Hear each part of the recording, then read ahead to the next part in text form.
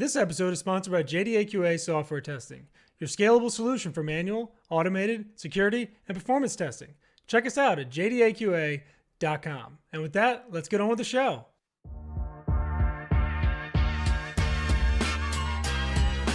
This is The First Customer, hosted by Jay Agner.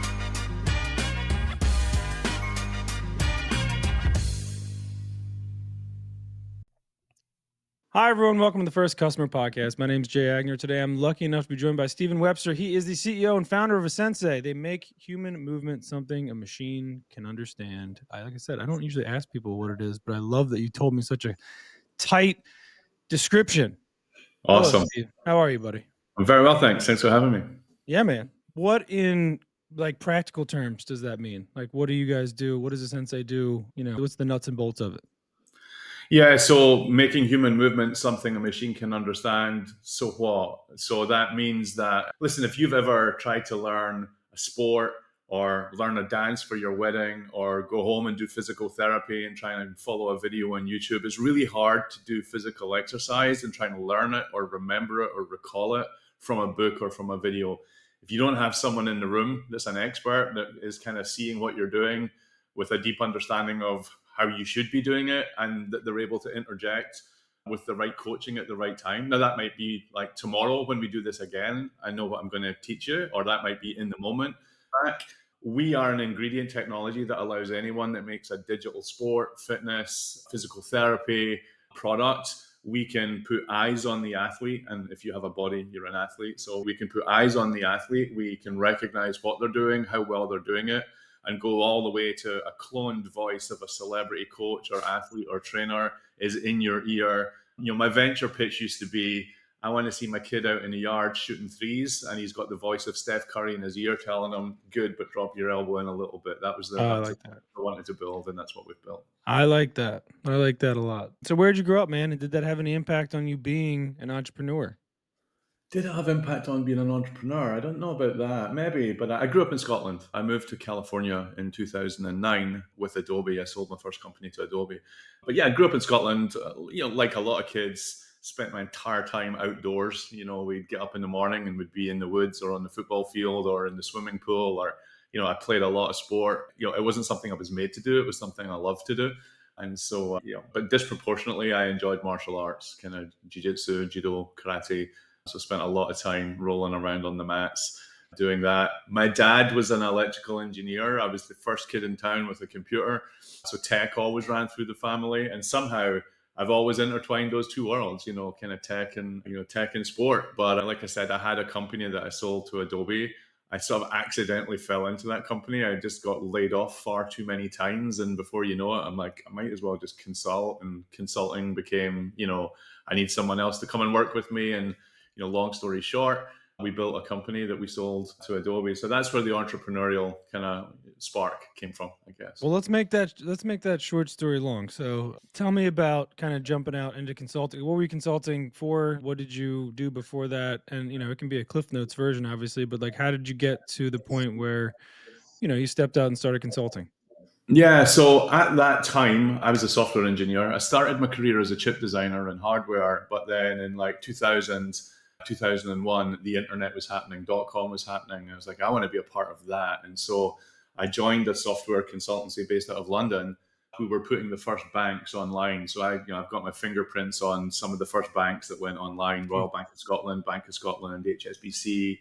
And we were building online banks, but building them in a browser. And anyone that remembers trying to use a browser to transact, I remember my pitch deck, I used to say it was like reading a book through a straw. You would click and wait on the next page load and click and wait on the next page load. So I had this kind of itch that I think software is never going to go back to something you install off a CD-ROM. It'll run in a browser, but it needs to be as interactive and responsive as, the software that we would install. Anyone listening to this podcast that was born from 2000 onwards, they have no idea what you're talking about. Yeah. But that became a category that Macromedia and then Adobe called rich internet applications. And my consultancy was we were the world leading consultancy in building rich internet applications. And so we were acquired by Adobe to become the nucleus of Adobe Consulting. And I helped build the Adobe Consulting organization. Wow. Love that. What's the technology climate in Scotland? And I know you're not there today, but just what is the climate there today? Is it a space where a lot of tech companies live, or is it, I don't know much about the ecosystem over there.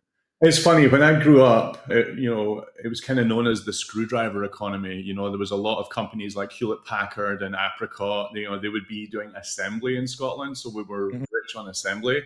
But then it became wafer fabrication, and so assembly became light electronics and electronics, and so there's a rich, GEC, Marconi, British Aerospace, Hughes Aerospace. So there was a real kind of technology thread running through, and there still is to this day. So, we invented the television. We There you go. the steam For, engine. for better or for worse, we have the television, right? And today, it's a big part of the space economy. Just given like longitude, latitude, it's a great place for launching rockets. And so, a lot of that kind of like exciting work that's happening in like space is becoming kind of private enterprise. Scottish Enterprise do a lot of work now around encouraging space companies to locate in Scotland. So, yeah, we're small but mighty. I love that. So you sold your company to Adobe. I think you worked there for a while. Where did you spin out this new business? I mean, you were doing it for like a decade, right? I mean, Sensei is not new, and I'm assuming it's gone over lots of iterations. But talk to me about going from Adobe to a Sensei. Yeah, so when I was at Adobe, I was definitely having the itch to do something else. I mean, I loved Adobe, I loved the company, I loved the people, but you're a recovering entrepreneur. I kind of had the itch to do something else. And broadly, I kind of had my sugared water moment. Do you want to sell sugared water for the rest of your life? I was kind of getting into ad tech. I'm like, this is not what I envisaged myself doing. And so I wanted to get into kind of like health and wellness. That was like, I didn't know what, but I wanted to do something that was in health and wellness. So while I was figuring it out, I did a stint at Microsoft, and I got to know teams at Microsoft like the Xbox Connect team, Xbox Fitness really well. And long story short, after a few kind of boozy conversations with some of my students about, because I was a karate instructor for over a decade as well, and I coached hundreds if not thousands of people karate. And then I just kind of realized a couple of things from a personal fulfillment perspective. That was like really rewarding for me, the opportunity to be a coach and to, if you let people see their athletic potential, you unlock a little bit of their human potential. And so I was like, coaching and teaching physical exercise that's challenging and helping people accomplish it, that's a worthy thing to do. And then just as a nerd, as somebody that was like sitting inside Aladdin's cave at Microsoft and seeing Xbox and computer vision and wearables and smart sensors and intelligent AI, and this was in like 2012, I was privileged to get a little bit of a glimpse of the future.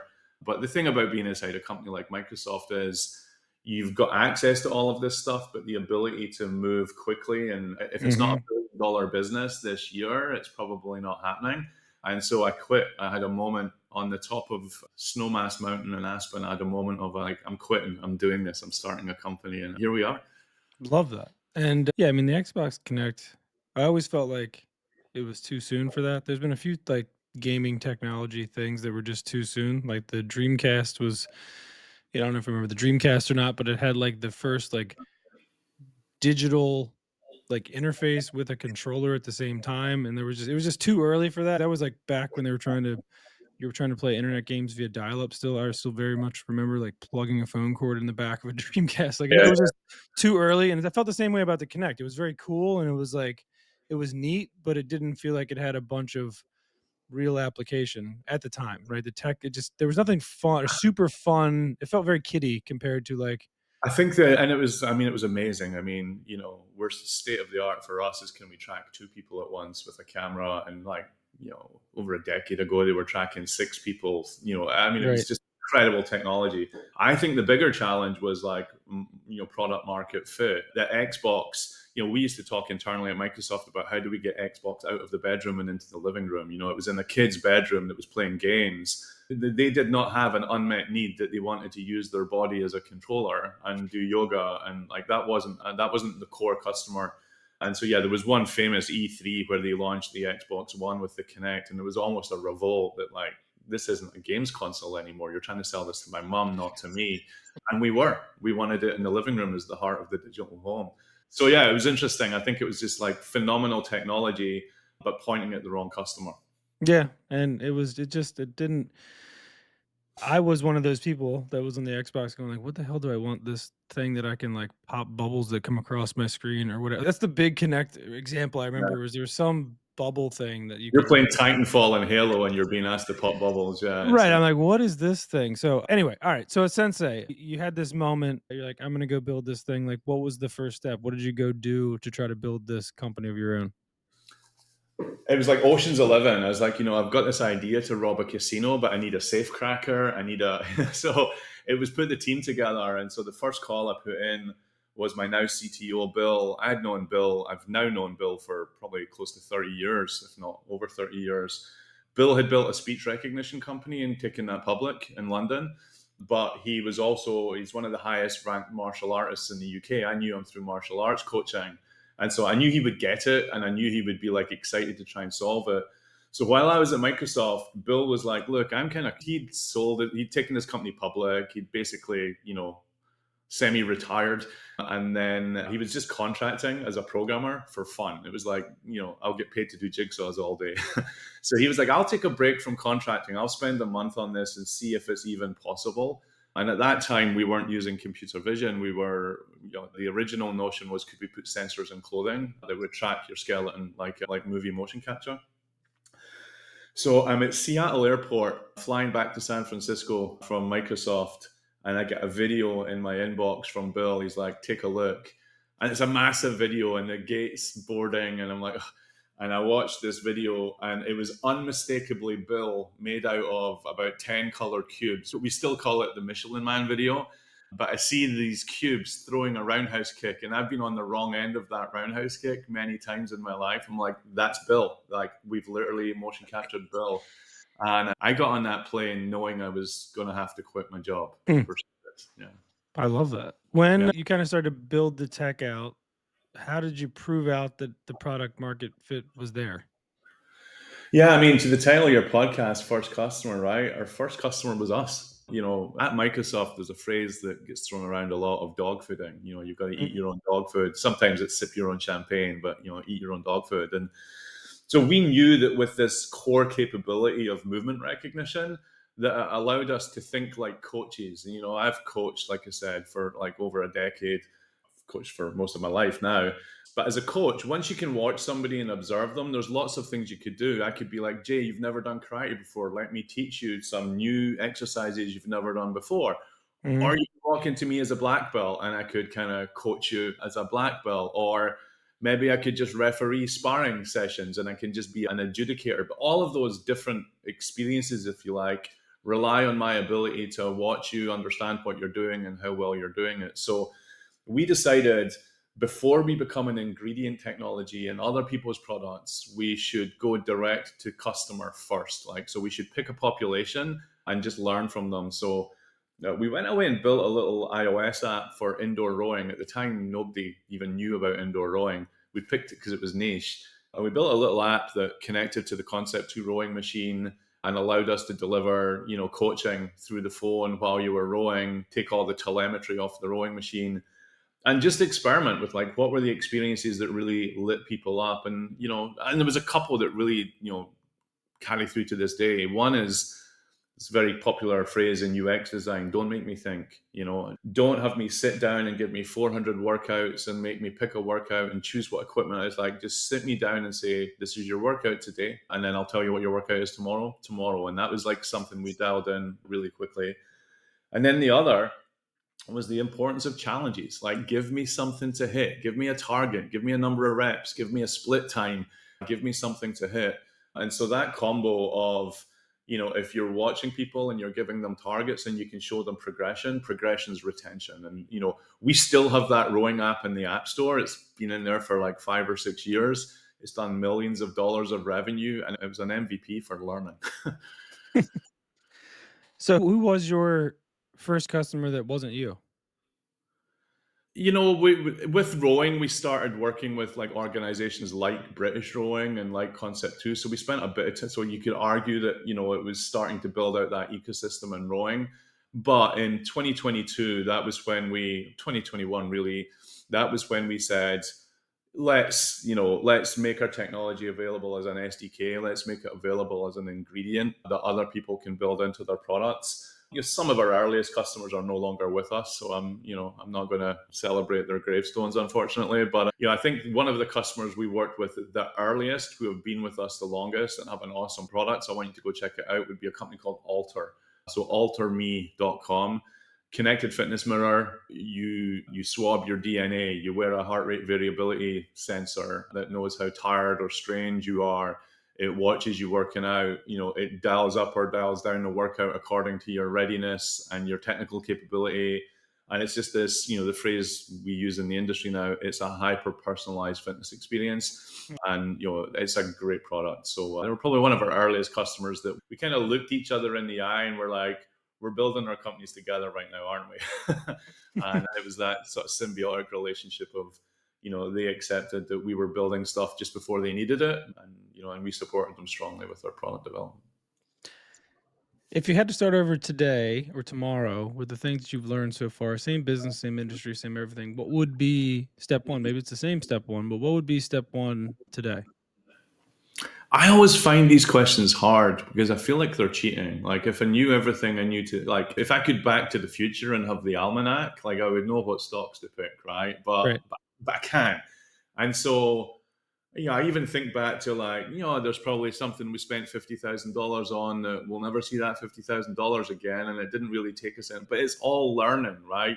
It's very trite, but that acronym of FAIL is like first attempt in learning. And, even, some of the directions we went in that we then course corrected from, there was learning that caused that course correction. So, I could look back and say, I wish we hadn't done connected apparel. I wish we'd gone straight to computer vision, but that would be disingenuous. Like with the information we had at the time, I think we made the right decisions and they forced us in a direction that is the reason why we now have the best solution in the market, bar none. Because if we'd approached it as a computer vision problem, we'd have tried to solve it the same way as everyone else. And we would have the same problems as everyone else around performance and scalability. So yeah, I try hard not to look back and say, I wish is not like useful. I'd rather just look back and say, like, what did we learn and how did it make us kind of better positioned today? Sorry to dodge. No, it's okay. It's okay. I get that answer a lot. And I don't think that I think that's the genuine answer. And it does lead me to the next question though, which is, we know who your first customer is. Who's your customer today and how has that changed? How different is it than when you first started and who you thought it was going to be? Who is it today? It's interesting. If I go back and look at some of my very, very earliest venture decks where I was telling people who I'd be selling to, they're my customers today. Like, I love the phrase, never mistake a clear line of sight for a short distance. Like, we had a very clear line of sight of like, if we succeed, these are the people that will buy from us. And so our beachhead market was fitness. I think when I started the company, I thought it might be sport. I thought it might be more of a like, let's pick a sport and coach the sport. But connected fitness took off. In particular, like strength has become a stronger modality than cardio in some regards. People are really kind of dialing in that strength training is important. So, our first kind of 25 customers are predominantly organized around digital fitness, connected fitness, either apps or actual products that have a screen on them and they're internet connected. And, I think I would say, with a degree of humility, we're the leader in that category right now. It's ours to lose, not ours to win. We've got the most customers in the market, and even customers that tried to do this themselves, they're probably engaged with us right now to figure out what's the effort in like sinking the cost of what we invested in and migrating over to Sensei so we can keep up with the people coming up behind us. So what that's allowed us to do is, we've been pulled into other markets. So one is connected healthcare, and we're spending a lot of our time now in physical therapy, whether that's MSK injury, I've got bad back, shoulder rehab, or even neurological rehab for stroke patients. And so we're really excited about serving that customer. And then the other is brick and mortar. When you've got all this equipment in your garage gym, your expectations elevate of what the experience should be like when you go to your Equinox or you go to your big box. And so we're spending a lot of time with brick and mortar customers about how do they elevate the member experience. So it's a hybrid experience. The Jay that worked out at home walks into the gym and the mirror on the wall in the gym is like, this is Jay and he's got tight hamstrings from yesterday and this is the warm-up sequence we're going to go through. And so So yeah, our ideal customer profile has expanded quite significantly in the last 6 months. Your technology is great because I do have sore hamstrings from yesterday, so I don't know how you knew that, but you're good to Yeah, go. All right, I have one more question for you. This is go just for for it. you, not business related at all, just you personally. If you could do anything on earth and you knew you wouldn't fail, what would it be? Go to space. There it is. See, when you have the instant answer, I know it's either one, you've cheated and you've seen other episodes, or two, it really No, is what you want to do. So oh that, my God, I would I love all to right, go to that's space. mine too. Somebody asked me Oh, really? yesterday, Really? what's yours? Yeah, I do astrophotography. I'm like a huge space nerd. I have a giant like Oh, we stuff should. all over the My son got into photography and just bought a cam. Well, just bought a camera. He's got a digital SLR now. Mhm. And one of our goals for this year is we're going to photograph the Milky Way. Oh, That's dude, that's our goal. let me tell Yeah. you, do that and then also photograph Andromeda because Uh-huh. even with the little DSLR, the little smudge you'll get of Andromeda is like one of the most exciting. Just the crack into like, wait a minute, like I can see a whole other galaxy from this It's little nuts. camera. Yeah. It's absolutely insane. So yes, I'll share some stuff with you Yeah, after that's this. funny. But That's funny. I follow when as my Twitter feed got more and more toxic, because like I need to just start following things that inspire me, and so I follow a bunch of astrophotographers just there to you go. There's inspire. So, probably some of them in my group, man. We have a big community of like oh, we should follow up. 20 We should follow up. people Yeah. for sure. Yeah. Definitely. Well, I love the story. I love the product. If people want to find out more about you or something they heard today to reach out directly, how do they do that? And then obviously sensei.ai would be the company. But if somebody heard something today and wants to talk to Steven, how do they do that? LinkedIn, find us on LinkedIn. We're pretty prolific there. We try and share a lot, and follow me more than the company, because people follow people now. So myself and some of my team, just find us on LinkedIn. So I think I'm Beautiful. Steven Webster. I was there early. I think so. I mean, you were easy to find when I looked you up, so we're good to go. All right, Steven, you're awesome, man. The best of luck. Let's stay in touch, and I'll talk Thank to you you. soon. All right. Thanks, Yeah. Steven. See you, buddy. Later, man.